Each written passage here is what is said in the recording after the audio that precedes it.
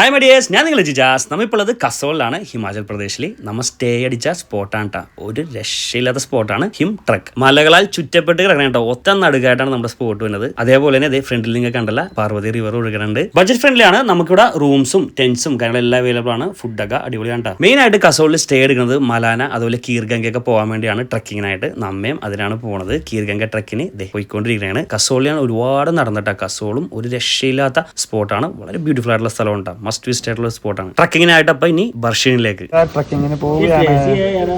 അതിനുപാട് form ഒക്കെ ഒന്ന് fill ചെയ്ത് കൊടുക്കണം. ഫുഡ് അവൈലബിൾ ആണ്. അത്യാവശ്യം ഫുഡ് കാര്യങ്ങളെല്ലാം നമുക്ക് ഇവിടെ അവൈലബിൾ ആണ്. ദേവ് കഫേ ഇവിടെ നിന്നാണ് സ്റ്റാർട്ട് ചെയ്യണത്. ഹാരിയസ്, നമ്മളിപ്പോൾ ഉള്ളത് ബർഷേനിയിലാണ്. നമ്മ കീർഗംഗ ട്രക്കിങ്ങിന് പോണേണ്. പിള്ളേരൊക്കെ സെറ്റ് ആണ്. രേച്ചു റെഡി അല്ലേ? എല്ലാം റെന്റാണ് ഇവിടെ. റെയിൻകോട്ട് റെന്റ് കിട്ടും. നമ്മൾ സ്വന്തമായിട്ട് മേടിച്ചാണ്. 150 രൂപ വെച്ച് 5 എണ്ണം. സ്റ്റിക്കിന് 50 രൂപ വാടക. തിരിച്ചു കൊടുത്തു കഴിഞ്ഞാൽ 20 രൂപ കിട്ടും. റെയിൻകോട്ട് തിരിച്ചു കൊടുത്താൽ മാഗി കിട്ടും. 5 മാഗി. ട്രക്കിങ് സെറ്റ് അല്ലേ? നല്ല മഴയൊക്കെ പെയ്യുന്നുണ്ട് ഇവിടെ. ഒരു രക്ഷയില്ലാത്ത സ്ഥലമാണ്. ബർഷേനിയാണ് നമ്മൾ സ്റ്റാർട്ട് ചെയ്യണത്. കീർഗംഗ ട്രക്കിംഗ് അറൌണ്ട് 6 hours ആണ് അല്ലേ? ഒരുപാട് പേരൊക്കെ ഉണ്ട് നമ്മുടെ കൂടെ. എല്ലാം റെഡിയാണ്. നടന്നു ഒരു രക്ഷയില്ല. വ്യൂസ് ഒക്കെ കണ്ടല്ല. ജീൻ, റേച്ചു, റൈനോ, ഹാപ്പി.